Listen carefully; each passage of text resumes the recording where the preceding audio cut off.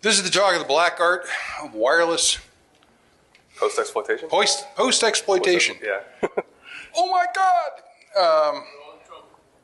Exactly. What I'd like to take a few moments to ask you a favor. This talk is being live streamed, and as such, I'd like you to take all your phones, pull them out of your pockets, and turn them down.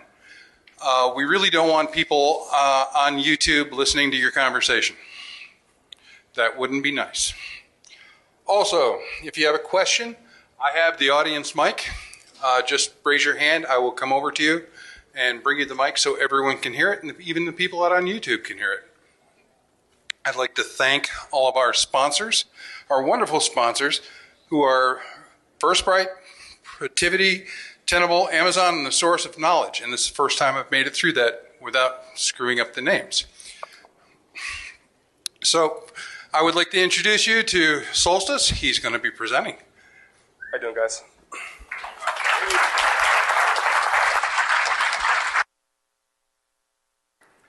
All right, so this is, talk title thing.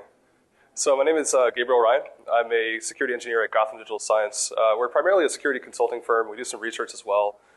We tend to specialize in AppSec, infrastructure testing, do some red teaming, stuff like that.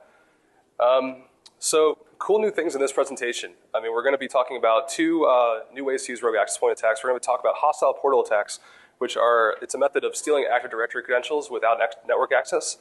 And we're also going to look at indirect wireless pivots, which is a way of bypassing port-based access controls using rogue access point attacks. So before we go any further, we kind of have to do a little background info. The first thing we're going to talk about is WPA-EAP. How many people are familiar with the extensible authentication protocol? Show of hands. Awesome. Okay, this is what I like to see. So I'm going to fly through this stuff. So as you may know, in order to talk about like EAP, we really have to talk about rogue access point attacks because that's the primary attack vector that we use to own it. So rogue access point attacks, I mean, they're pretty much like the bread and butter of modern wireless pen tests. You know, you can use them to perform man-in-the-middle attacks, steal radius creds, do like little phishing portals, stuff like that. And the way that they work at a fundamental level, you know, let's say that we have this an ESSID. Let's say we have like Starbucks Wi-Fi is the name of our Wi-Fi network, and it's operating on channel 6. You know, if an attacker creates a hotspot using the same ESSID and channel, there's actually like, you know, you might ask yourself like, how can the wireless clients that are associated with this access point tell the difference between the legitimate access point and the attacker's access point? And the truth is that they actually can't. And the access point with the stronger signal strength is the one that will, you know, win, so to speak. And what will happen is that the wireless clients will actually reassociate with the attacker, which gives the attacker, you know, a man in the middle. It gives them the capability to, if you're running radius, which we'll talk about in a second, you know, to force authentication. You know, these attacks have been around for a pretty long time. I mean, we're talking like about at least 15 years at this point. The first documented mention that I could find for evil twin attacks, for example, was this wireless LAN security FAQ by C.W. Klaus, and that was actually mentioned in the talk that came out in 2004 by Dino Diaz-Zovi and Shay McCauley about karma attacks. So, I mean, they go back pretty far. You know, later on you have like the free radius stuff by Brad Antonowitz and Joshua Wright, and then you know more recently, you know, in 2014, DEF CON 22, a couple guys from SensePost, Dominic White and Ian DeVilliers, came out with the Mana Toolkit. I don't know if anyone ever played with that. Yeah, it's pretty awesome. Basically, they took the karma attacks, which had started to work less and less well over the past decade, and kind of made them really, really relevant and really, really effective again, and also went into some EAP stuff, which we'll talk about later. And then finally, you know, very recently, past couple months actually, we have Lord 10 attacks, which exploit some problems with Windows 10's Wi-Fi sense capabilities, and it's a totally new type of attack. And that the guy who came up with the Wi-Fi Fisher tool actually did this fairly recently. So, I mean, historically though, we've had two primary uses for rogue AP attacks: stealing credentials and also, you know, breaching WPA-EAP networks. And in this talk, we're actually going to look at something a little different. We're going to look at rogue AP attacks as a means of lateral movement. So before we continue, we should talk also about evil twin attacks against WPA-EAP. And specifically, let's talk about EAP and how it works. Right, so logically, and for those of you who know how EAP works, you're going to call me out on this because there's something missing, and that's deliberate for those of us who don't know how it works. I'm simplifying this a bit. We'll go over the more complex definition later. But logically, from a very high level, authentication occurs between two parties. You have the client and the authentication server, and the first thing that happens. See, this laser pointer thing works. It doesn't. Okay. You have the client and the authentication server, and the client first makes an authentication request. And the authentication server then responds with an X509 certificate. And the purpose of this X509 certificate is that the server is proving that it is who it says it is. And if the client accepts this, and this is a big if, then we proceed from what we were just doing, which was the outer authentication. Now we're looking at the inner authentication layer of EAP. So, if this is EAP-TLS or EAP-PEEP, which is kind of what we're going to be focusing on, a secure tunnel will be established at that point, and the inner authentication will take place through that. And the reason why we use this secure tunnel is that everything that's happening here actually is happening over open wireless, technically. The WPA doesn't actually kick in until this entire process is complete. So, older versions of EAP were actually susceptible to attacks where you could just sniff that entire transaction and even do like replay attacks and stuff like that. EAP-MD5 comes to mind. And there are actually tools out there. For example, EAP-MD5 Hash by Josh Wright does that stuff. And that's a really old attack, by the way, like a decade old. So, I mentioned there were two parties here. There are actually three. There's the authentication server and there's the client, which I mentioned. The client is also, the technical term for that is a supplicant. But in the middle there's this authenticator. And the authenticator is the access point. So all this communication between the authentication server and the supplicant is being mediated by this access point. And the communication between the access point and the radius server, that's happening over layer 7, much higher protocol. It's radius, and then everything going on between the client and the access point is happening at a much lower level. That's going over layer 2. So really, what you need to do as a client in order to do this securely is be able to trust the access point. And as we talked about earlier, if you have an open access point and all this is technically having open wireless, you can't because you're vulnerable to these rogue AP attacks where you can just spoof an access point and get someone to connect. And that's essentially how you historically, how we've taken advantage of this protocol. Because you can actually just create a rogue access point and run your own radius server in the background, and that will just force clients to authenticate with you, and then you'll have an EAP challenger response which you can crack and get radius creds. So a quick demo of how that works. By the way, this is a video demo. For the new stuff, we're going to do live demos, but we have like a short amount of time to talk about all this stuff. So to avoid tempting the demo gods, we are going to, see, it's already going that way. So I'm going to skip through this. So essentially what we're doing here is we're just creating a bogus certificate, because remember we have to send that cert to the client. And then we're going to create our access point. And I'm skipping through this at warp speed.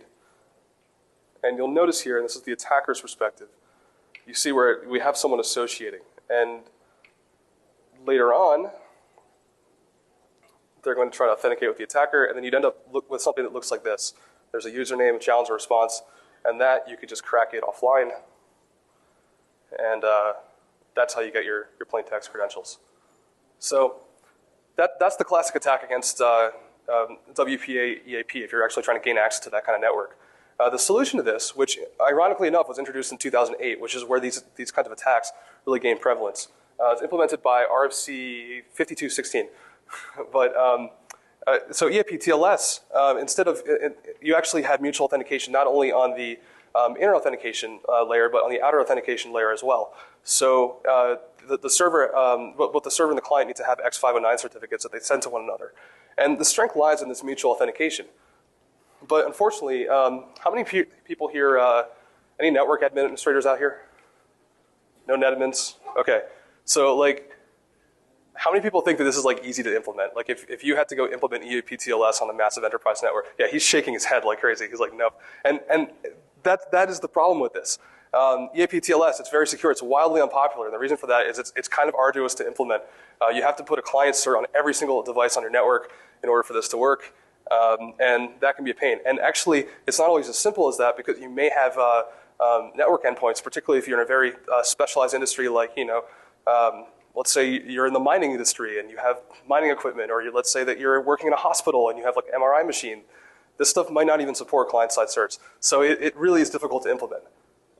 So what you end up with is this classic security versus convenience scenario in which you're kind of forced to choose between authentication mechanisms that have known weaknesses or a highly secure but very impractical or seemingly impractical authentication mechanism.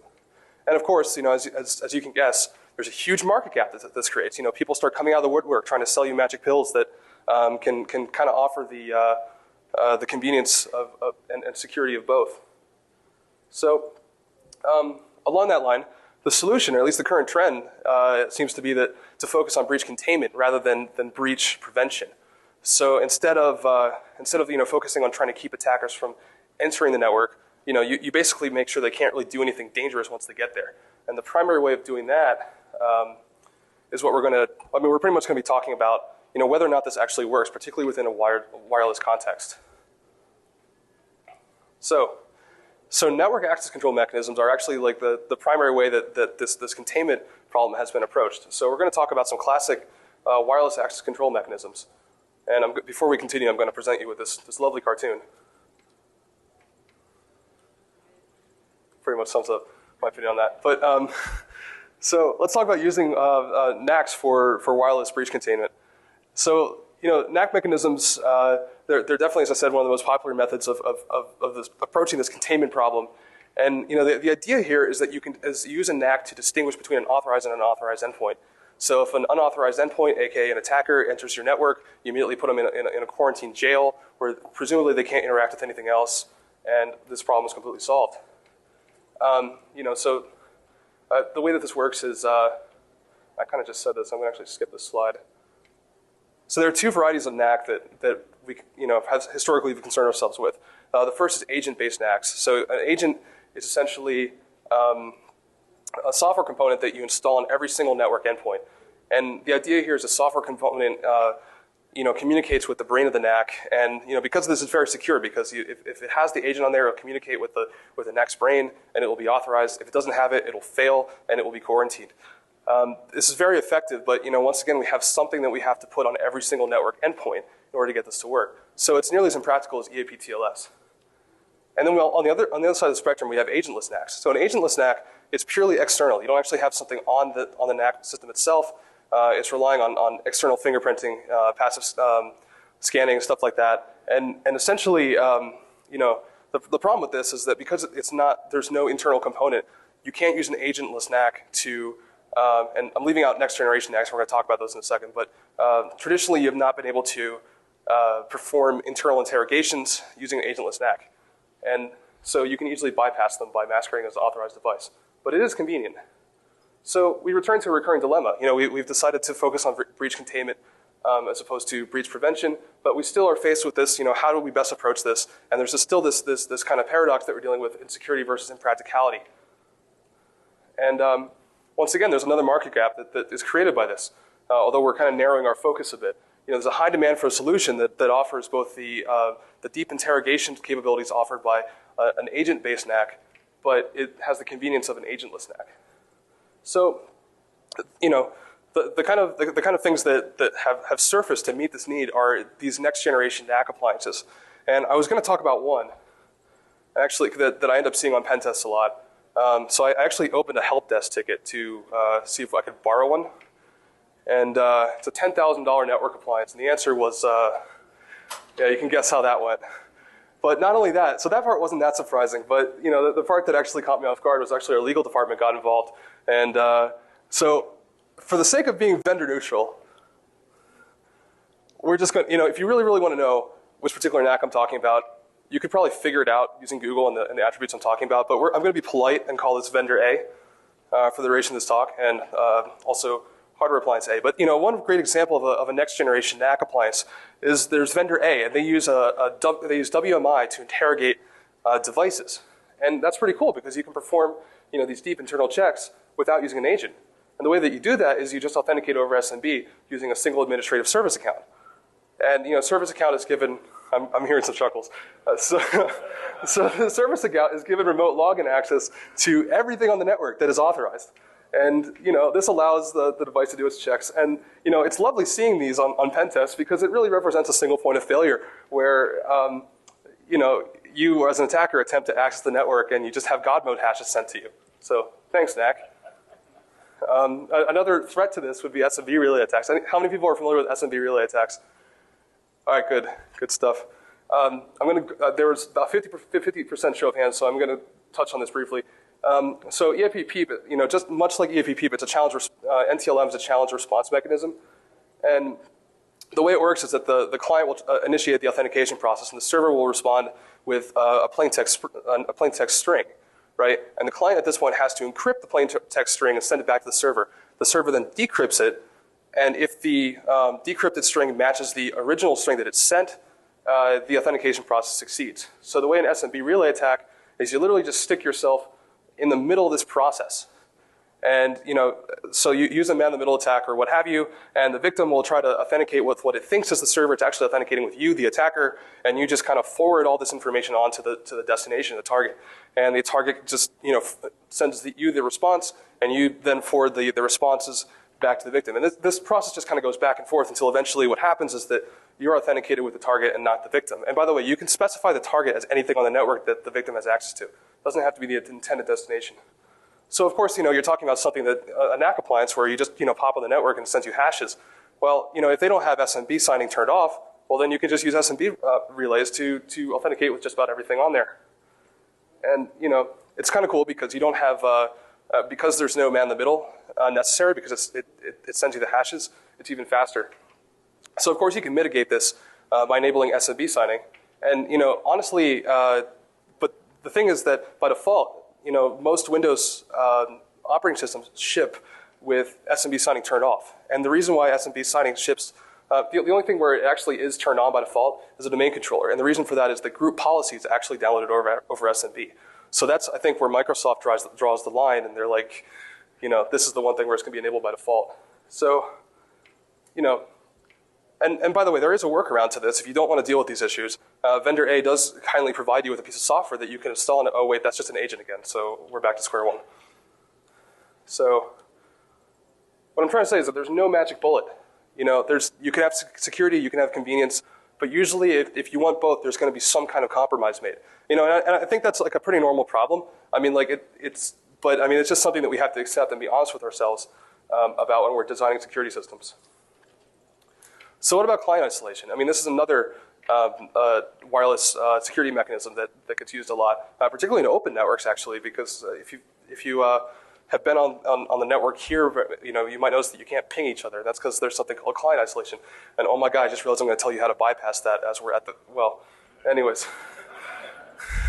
Don't sue me, please. So wireless client isolation. I mean, the idea here is that you prevent wireless clients from communicating with one another. This often uses security control. And, it works to a certain extent because there's a lot of trouble to go through to bypass this. So the way 802.11 is supposed to work is that the AP is supposed to mediate all communication between, various network endpoints. And, this works because everything has to pass through the AP, supposedly. And because of that, the AP can dictate who you can and cannot talk to. The problem is that client isolation, at least on a wired, this isn't necessarily true on a wired network, but on a wireless network, it's a logical control, not a physical control. The problem of how do you keep, the problem is like how do you keep multiple radio transceivers from communicating with one another? And a really awesome researcher, he's no longer with us, but he was great. In 2005, his answer was, you can't. And he wrote this really cool tool called Wi-Fi Tap, where essentially what it does is it just injects challenges or it injects responses to packets coming from, it'll use a monitor mode interface to sniff for packets coming from wireless clients on the target network, and then inject responses as if they came from the AP. And the result of this is that you can actually bypass client isolation. And they actually give you like a pretty cool like ton tap device that you can use to interact with the network fully without even being associated with it. So, there are also later tools that let you do this, by the way. The AirCrack suite has some awesome, they have AirTun and also AirTKIP-NG, which let you do it with WEP and WPA-1. There's also this thing called Hole 196, which apparently you can use it to do this for WPA-2. I've never seen it work, and it's debatable whether it actually does. but whatever. I figure for being thorough, I should probably mention it. Once again, another speedy video demo here. Up in the right-hand corner here, can everyone see my mouse moving around frantically? Okay, cool. Top right corner, we're going to create an access point.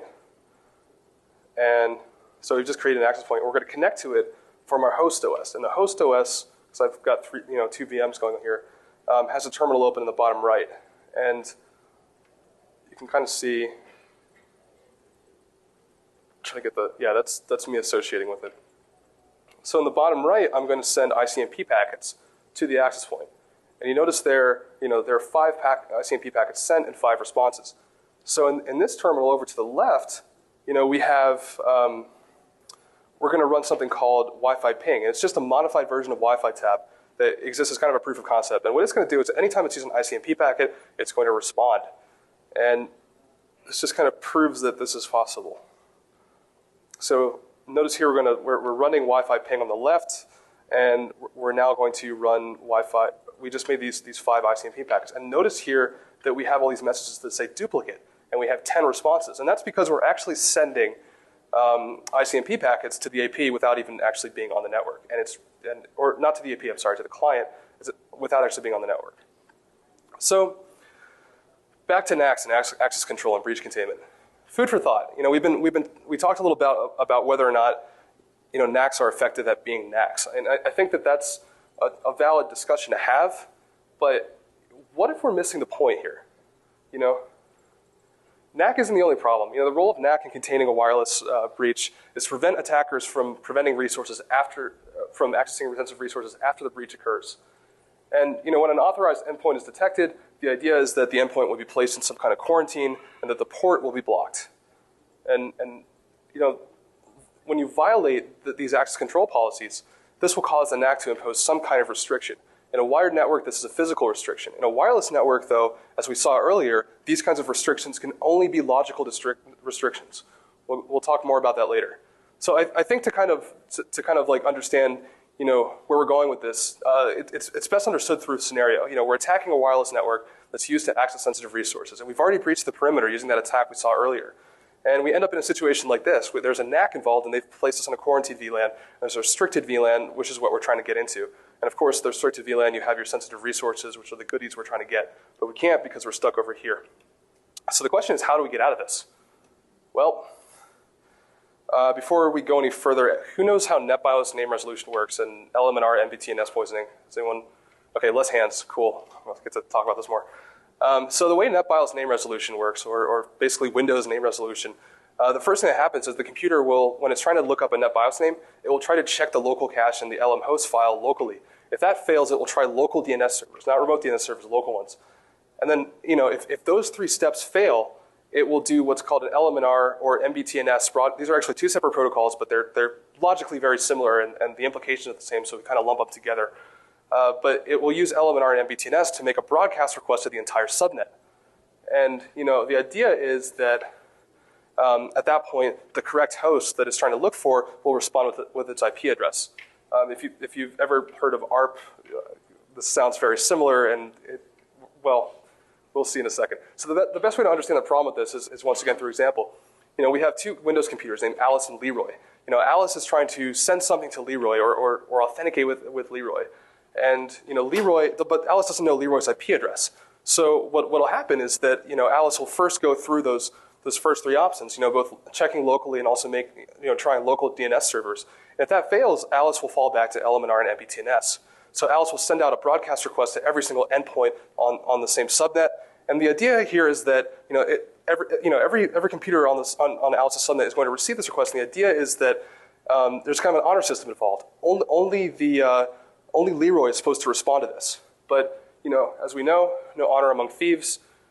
What can happen is, as an attacker, you can just wait for LMNR and MBTNS queries and respond to all of them. And the thing is that if a computer makes these requests, the first one that receives is considered the valid one. So an example of this working. So I'm going to skip forward a bit. We're going to run a tool, Laurent Jaffe, by the way, wrote this. It's really, really good. This is like standard like NetPen. Like, you know, you get on the local, you actually get network access. You start running this. It's so effective that it's actually like. So here we're running this poisoner. As you can see, we're poisoning LMNR, MBTNS, and we're also listening on, you know, we have a HTTP server running, a rogue SMB server running. We're just waiting for something to authenticate with us. And what's going to happen is we're going to start up, on the right here we have a Windows host, and we're just going to make an attempt to connect to an SMB share on a non-existent server. And because the server doesn't exist, of course, we're going to go through all those different those different NetBIOS lookup options, and we're going to exhaust our possibilities, and we're going to fall back to LMNR and MBTNS. And that's going, of course, because, once again, because the server doesn't exist, the only thing that's going to respond to it is our rogue server over here. So you can see here we're typing in does not exist, and we've sent a poison answer, and boom, we have hashes right away. And that's an LMNR or MBTNS lookup or poisoning request, or poisoning attack, should I say.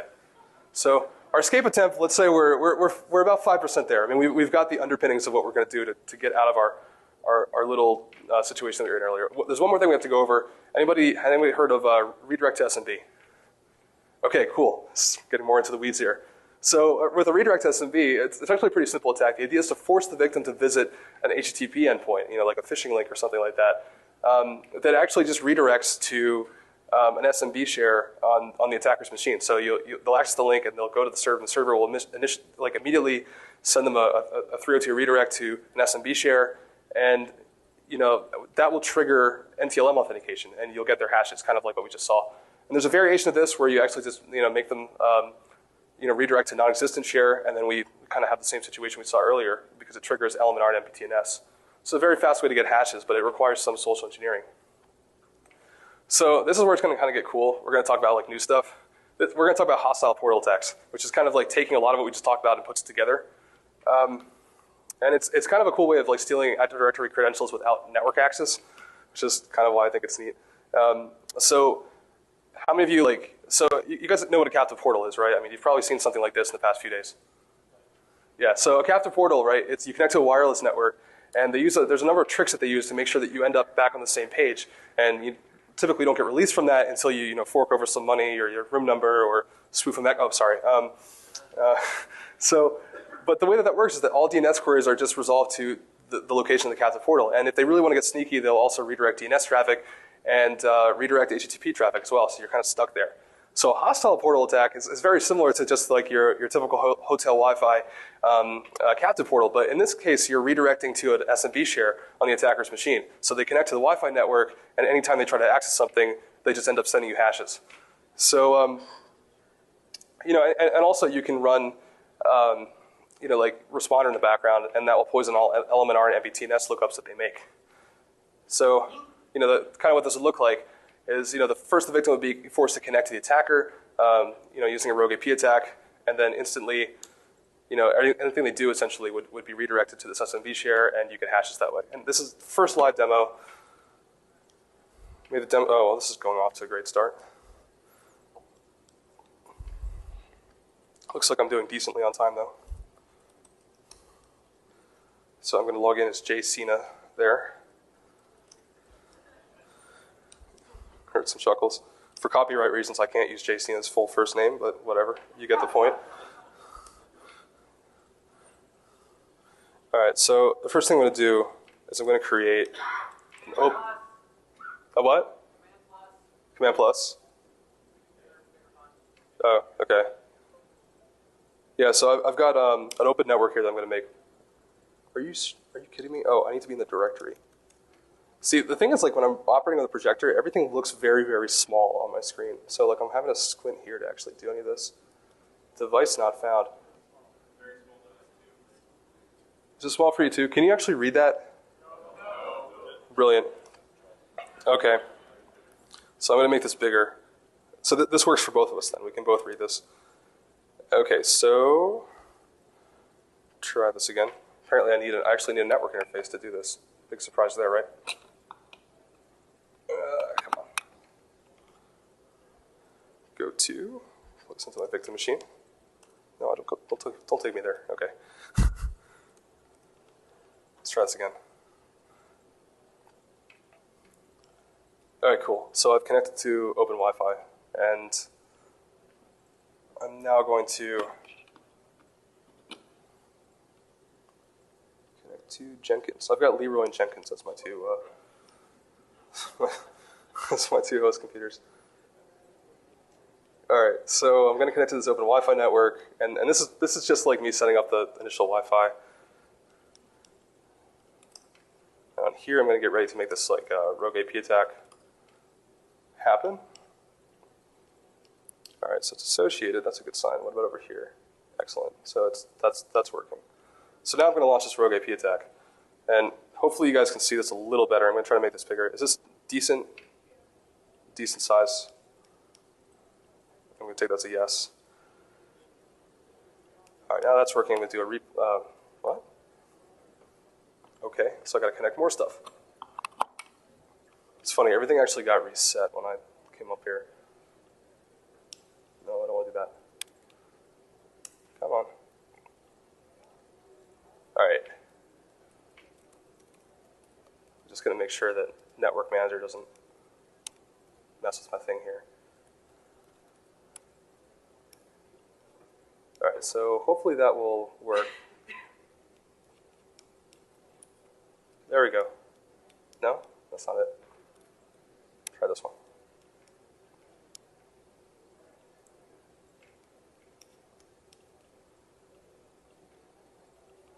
Okay, so I'm going to give this one more shot, and then for the sake of time, I'm going to switch over to a video.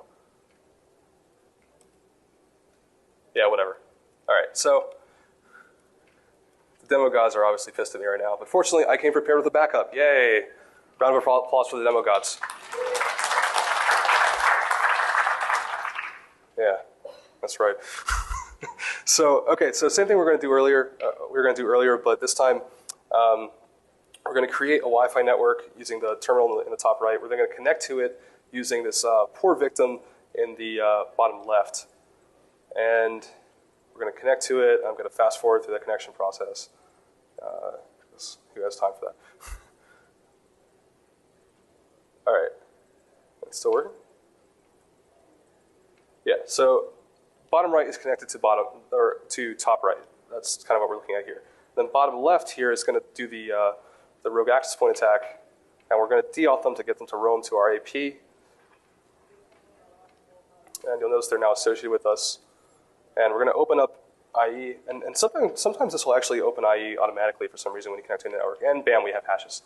And actually, one interesting thing that you'll notice here is that, let's say they're using Internet Explorer, whenever you type something into the address bar, it'll do a Bing search for it, which will then further do this attack over and over and over again, and they'll just keep sending you their AD hashes. So anyways, that's that. So we did that with an open network, and the reason why we did that with an open network is there's a little more to it when you do this with WPA-EAP. In most cases, what we were talking about earlier, we were talking about EAP-TLS and EAP-PEEP, and both of these use MS-Chat-v2 for their inner authentication method. So MS-Chat-v2 actually uses mutual authentication for the final stage of the authentication process. It doesn't use it for the first stage, and that's why we can perform the rogue AP attack. But the thing is that if you're using MS-Chat-v2, the very end of the authentication process, the final step is that the Radius server actually has to prove knowledge of the user's password to the user. And if that doesn't happen, the whole thing fails, despite the fact that you've just stolen their creds. So what this means is that although an attacker can force the victim to authenticate with an evil twin and steal hashes, the attacker still needs, the attacker's Radius server will still fail to the final stage of the authentication process, and because they can't prove knowledge of the user's password until they've cracked those credentials. So there are a couple solutions to this. And the first one's really cool, and actually this once again came out in SensePost talk in 2002 or 2014 at DEF CON 22. It's called Auto Crack and Add. We'll talk about that in a bit.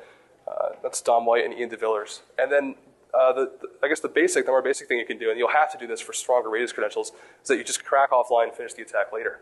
And we'll talk more about that as well.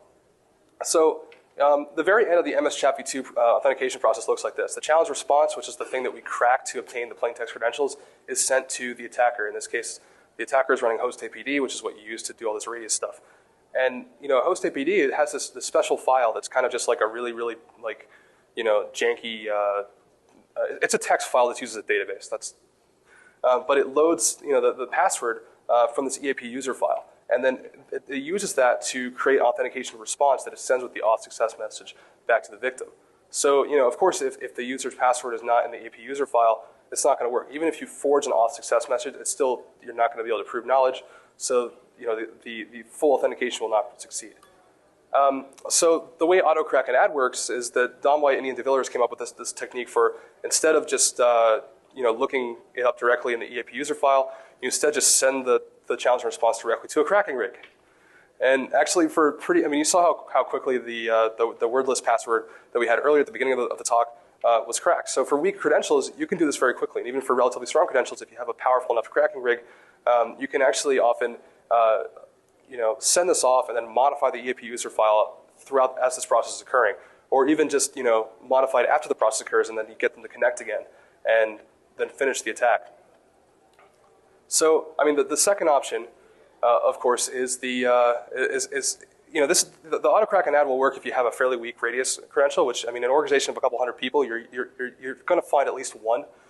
But for stronger passwords, you're going to need to do an offline crack. But, the only caveat here is that instead of this attack taking, anywhere between like a few minutes and and an hour, now it's going to take a few hours to potentially a week. But that's still pretty effective because, from an attacker's perspective, that's not a bad time frame. And of course, if you're dealing with APTs, we've got our buddy up there on the right, they aren't time boxed at all. So, try demo number 2 here, although it's going to be a variation of the same thing. So we'll try this. We'll try this again.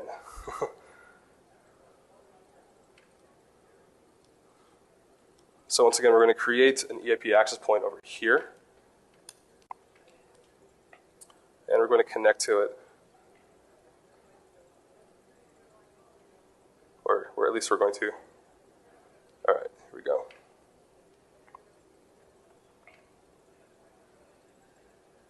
And it's still connecting. Can you smell the anticipation? Checking network requirements. I'm going to give this 15 seconds to connect. If it doesn't, here, you know what?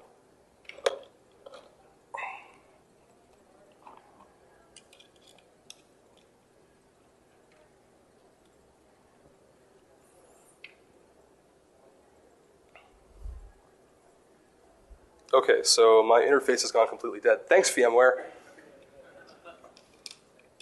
Great product. Okay, so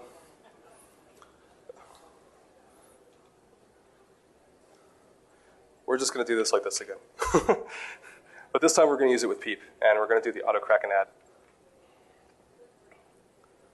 And this is, as we see, we're just connecting to it for the first time. This is actually a legitimate access point, so this is what would happen. And now we're going to actually mount the attack. And as you can see here, we're going to start our AP. Can everyone see okay? I know that it's probably like really small text. I'll put these videos online later if you want to look at them. That way you don't have to deal with like using a telescope to try to see what's going on up there. But yeah, so we've de-auth the thing. Sometimes what will happen with EAP is that, especially Microsoft, it's not as much of a problem from an attacker's perspective when you're dealing with like Android or OS X. But when you try to do this attack against Windows, sometimes it'll just drop off completely, and then the user will have to reconnect. And then, fortunately, they'll be reconnected to you, right? But it still adds a little extra. So they've authenticated with us, and we've captured the username and challenge and response. But of course, they weren't able to associate, as you can see down here. And the reason for that is that it's missing. We don't have knowledge of the password yet. However, we've just cracked it by sending it to a cracking rig, and we have updated our EAP user file. In fact, and also we've just reconnected them to the legitimate access point. So you can try this again. So if you look, this is the bottom of our, whoops, stop that. This is the bottom of our EAP user file. We now have the credentials that have been added to that.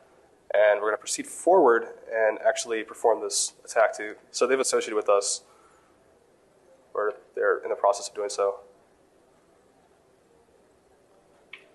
And connect. And by the way, this is the message. I'm going to pause this really fast. When you actually are on the other end of this attack and you receive one of those invalid certs, that's the message you receive, like in Windows. It'll say, like, do you expect to find example Wi-Fi in this location? And you know, you were just connected to this thing like 5 minutes ago or 5 seconds ago, so of course you're expecting to find it there. I mean, so it doesn't say anything about a cert warning. So I find that interesting. But here, let's see if we can. So client is going to go ahead and connect, and then instantly, do you see how Internet Explorer just like randomly opens itself to say, congrats, you're on Wi-Fi, and then instantly you have hashes. So that's the attack against EAP. So what does this get you? It gets you lots and lots of NTLM hashes. It's very similar to LMNR and MBTNS poisoning. In fact, it actually uses that in the background. In case that you don't get those HTTP requests, you can redirect. You can still poison LMNR and MBTNS. But the cool thing is you no longer need direct network access, and it's also not limited to a local subnet. You get everything that's connected to the wireless. And it's also not a passive attack. Before, you're waiting for them to send stuff to you, for them to make these requests, and now you're actually forcing them to make these requests. So it's a little more active. Back to our scenario. We're going to talk about indirect wireless pivots. So it's kind of how we can use this to bypass NACs on wireless, right? So what we're going to be doing is we're going to be incorporating the stuff we just talked about into and using it to bypass port-based access control mechanisms. And remember here we're this attacker on the left, and we're trying to get over here where all the goodies are, the sensitive resources. So we're here on this quarantined VLAN, and we want to get over to the restricted VLAN, but there's this pesky NAC in the way, and it's kind of put us on this quarantined VLAN, and we're kind of stuck. Well, you know, using what we just learned, we could use a rogue AP attack to force the victim to associate with us, right? That would be step one. Step two, you could use a redirect SMB, a hostile portal attack, to obtain NTLM hashes from the victim. Crack them offline, you know. And then you can use that to authenticate with the victim. And you know, at this point, you might have to come back and pick up where you left off, depending on how long cracking those hashes took. But at this point, you send the payload to the victim, and you know, you could use like a scheduled task or something like that, some kind of time payload, something that will not execute right away. And then you kill your rogue AP and allow them to reconnect to the wireless network. The victim ends up being put back onto the restricted VLAN because they're still an authorized endpoint, despite the fact that you just like attack them. And you just wait for the reverse shell, and boom. Now this NAC could be the most effective network access control mechanism out there. You know, this could be like the Death Star of NACs. And it wouldn't matter because you know, when you attack this victim over here, you weren't on this protected network. So I think that's kind of where, you know, I think we're missing the point using NACs for breach containment, is that if you can't trust, well, we'll talk about it more. You see where I'm going. A better approach to this, by the way, would be using an SMB relay attack. Remember here, but let's say that we have a couple victims. And you need more than one victim to do this. You unfortunately cannot just like do an SMB relay attack, you know, from the victim to the victim. And the reason for that is that's actually called an SMB reflection attack. And that was an attack that was so effective that in 2008, Microsoft released a service patch called MS08068. So that's just kind of tells you how, yeah. So that you can't do that anymore. But you can still do an SMB relay attack. And what that would look like, is use a rogue AP attack to force the victims to your rogue AP. They're now on your network. You can do it what you want with them. We're going to use the hostile portal technique again, but this time instead of simply capturing hashes, we're going to perform an SMB relay attack from one victim to the other and use that to place a time payload on one of the victims. Allow them to reassociate with the target network. They get placed back on the restricted VLAN as before, and you simply just wait there for the nice juicy reverse shell, and you get access to all this stuff. So that's an indirect pivot. The way this is going, how much time do I have? Like 15 minutes. Oh, more like 10. All right. So at this rate, I don't trust any of this shit to work. So we're just gonna say screw it and go with this and whatever. If you want me to give you a demo later, just come find me. We'll do it inside a Faraday cage or something. So, you know, as before, oh goodness me. So as before, we have our two victims, right?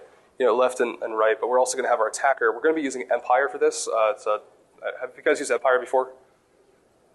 Oh, cool. You should go check this out as well because it's pretty awesome. It's a PowerShell post-exploitation framework. Think of it as like Metasploit, but for attacking Active Directory.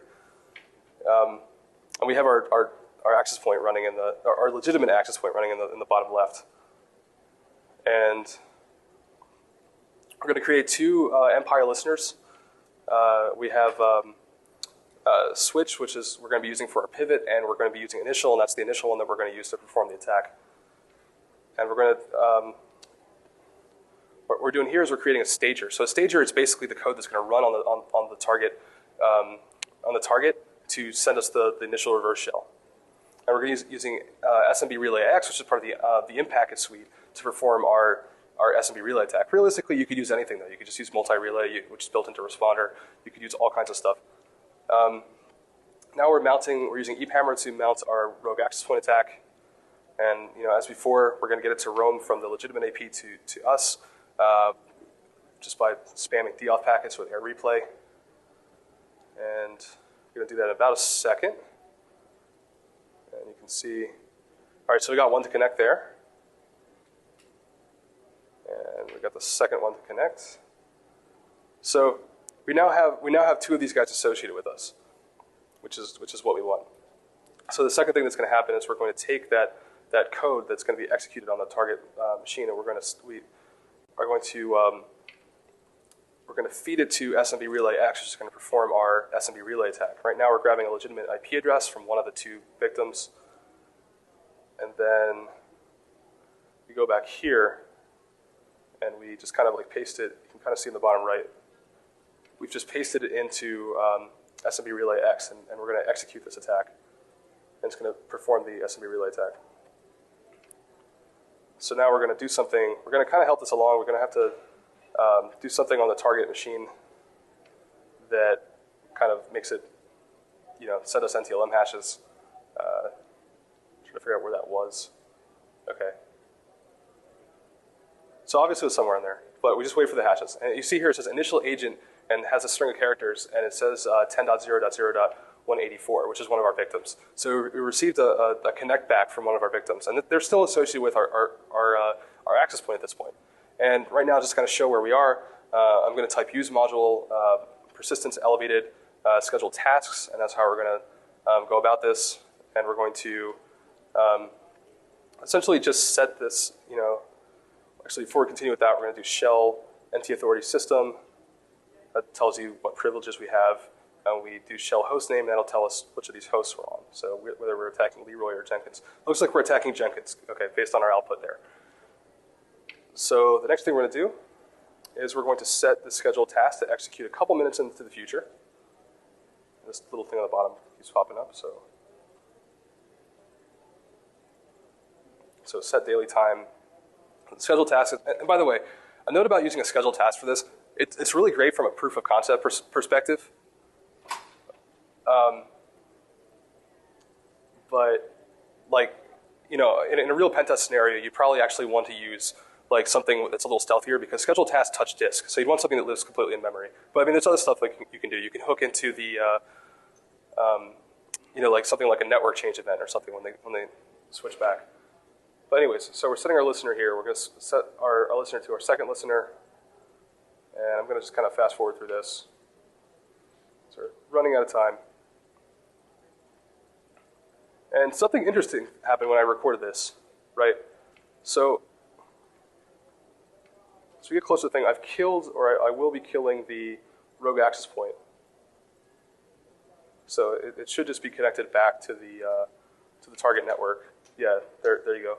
But the problem is that when I recorded this, I actually didn't have the proper network adapter plugged in. And I decided to keep this because something really interesting happened when this occurred.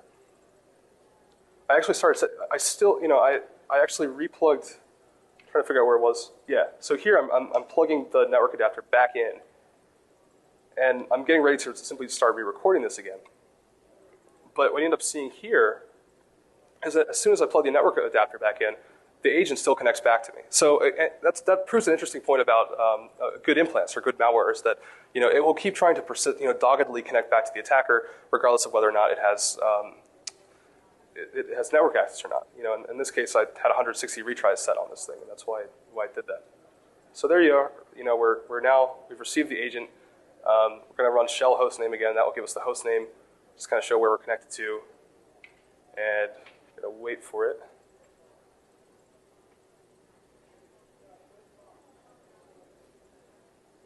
Yeah, there we are, Jenkins, which is our initial host that we were connected to before. So I got to wrap this up, but indirect wireless pivots. I mean, the equivalent technique would be in a wired network would be just literally unplugging a device from the switch and plugging it into your own network where you can attack it. And that would allow you to bypass like 802.1x or whatnot. So it's kind of the equivalent of having physical access to the network where you could do something like that. The assumption is that port-based access controls rely on the assumption that the physical layer can be trusted. But in a wireless network, WPA-EAP is pretty much all you've got to ensure the integrity of the physical layer. So when weak forms of WPA-EAP are used, the attacker can freely control the physical layer using rogue AP attacks, and that kind of renders port-based NAC mechanisms kind of useless. So what this demonstrates is that port-based NAC mechanisms don't effectively mitigate the risk presented by weak WPA-EAP implementations. And furthermore, it demonstrates that adding port-based NAC mechanisms they don't really make the use of EAP-TLS or EAP-PEEP any less inappropriate if the network in question is used to grant access to sensitive information. And by sensitive information, we usually mean PCI or HIPAA data. Remember, compliant does not necessarily mean secure. I'm going to make a one last-ditch case for EAP-TLS. It's not quite as bad as it used to be. You can use group policy to simply configure 802.1x clients. Your best option is to use a private CA. Leverage Active Directory to deploy EAP-TLS and to distribute the server certs to clients to bring your own device clients, either use as a really solid BYOD onboarding solution or use an MDM. And you can actually use Let's Encrypt to deploy EAP-TLS. Although honestly, even the folks at Let's Encrypt say that this is probably not the best way to use our product. So closing thoughts: just because wireless and wired networks operate similarly at the logical level, it does not necessarily mean that they operate similarly at the physical level. And as a community, we should really question whether it's truly a sound business decision to neglect EAP-TLS in favor of reactive approaches that focus on containment rather than prevention. And the needs for security and convenience often are at odds with one another, right? So it's really good to maintain healthy skepticism to propose solutions that promise both. And that's it, basically. If you want to check out the tool that we were using for the rogue AP attacks, you can check out github.com/solstice/eathammer. There's also going to be a blog post about this, the GDS blog, later in the week. I actually don't have the URL for that, but it's just at gdsecurity.com. It's going to be on there. Thank you. Hopefully we have time for questions.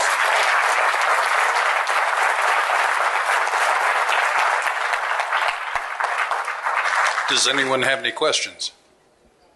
You, sir. What's up? Hang on.